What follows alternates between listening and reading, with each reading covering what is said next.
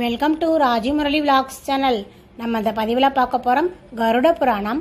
அடுத்தது 6வது பகுதி, நாச்சியார் கோவில் கல் கருடன்.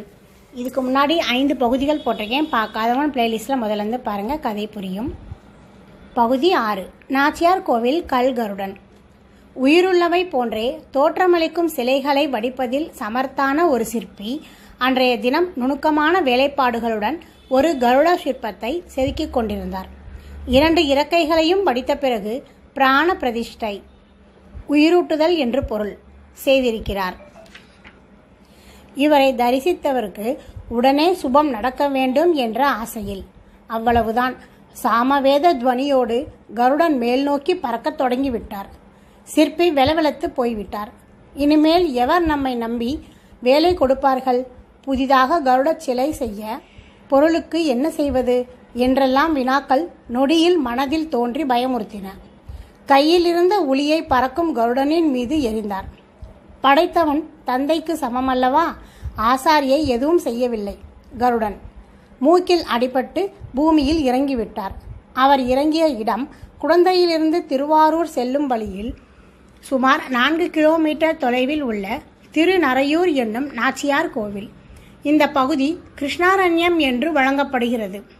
சுபர்ணன் இந்த க்ஷேத்திரத்தில் மூலஸ்தானத்துக்கு அருகே உள்ள மகா மண்டபத்தில் நீள் சிறகும் நீண்ட முடியும் நீண்டு வளர்ந்த திருமேனியுடன் கம்பீரமாக 9 நாகங்களை ஆபரணமாக பூண்டு காட்சியளிக்கிறார். இவர் எழுந்தருளியுள்ள இடம் 10½ சதுர அடி. வைகுண்ட ஏகாதசி சமயத்திலும் பங்குனி உத்தர தேர் திருவிழாவிலும் 4ஆம் நாள் கல் கருட சேவை. அத்தனை பெரிய கல் கருடனை 4 பேர் சுலபமாய் மூலஸ்தானத்தில் இருந்து தாங்கி வருகின்றனர். ஆனால் வெளியே வந்ததும் கருடனின் எடை அதிகமாக மேலும் 4 தோள் கொடுக்கின்றனர். மீண்டும் எடை கூட 16 பேர் தூக்க வேண்டியதாகிறது.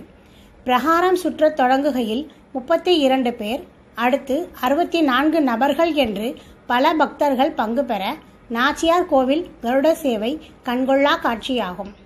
பெரிய திருவடி தரிசனம் என்றும் இதனை குறிப்பிடுவர். உள்ளே குழந்தை மாதிரி இருக்கும் கருடர் வெளிப்படுகையில் விஸ்வரூபம் எடுப்பதாக ஐதீகம்.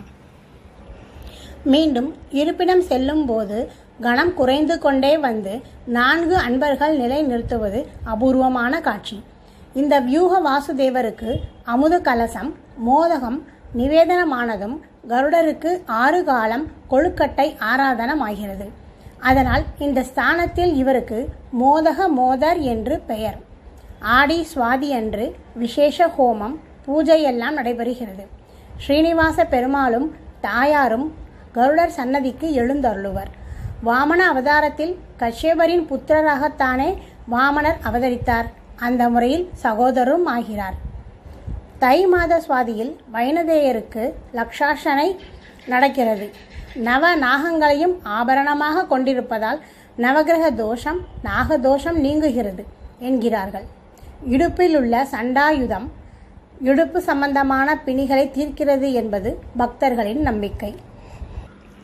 தாசன், சிநேகிதன், வாகனம், ஆசனம், கொடி, விதானம், சாமரம் என்ற 7 விதங்களில் எம்பெருமானுக்கு கருடாழ்வார் கைங்கரியம் செய்வதாக வைணவ ஆச்சாரிய பீடத்தை அலங்கரித்த ஸ்ரீ ஆளவந்தார் அருளியிருக்கிறார். விஷத்தை முறிப்பதால் விஷஹாரி என்ற திருநாமமும் கருடனுக்கு உண்டு. ஓகே ஃப்ரெண்ட்ஸ், இந்த பதிவு பிடிச்சிருந்தா லைக் பண்ணுங்கள், கமெண்ட் பண்ணுங்கள். அடுத்த தலைப்பு வேதாந்த தேசிகருக்கு அருளிய கருடன். அதை பற்றி அடுத்த பதிவில் பார்ப்போம். Thank you friends.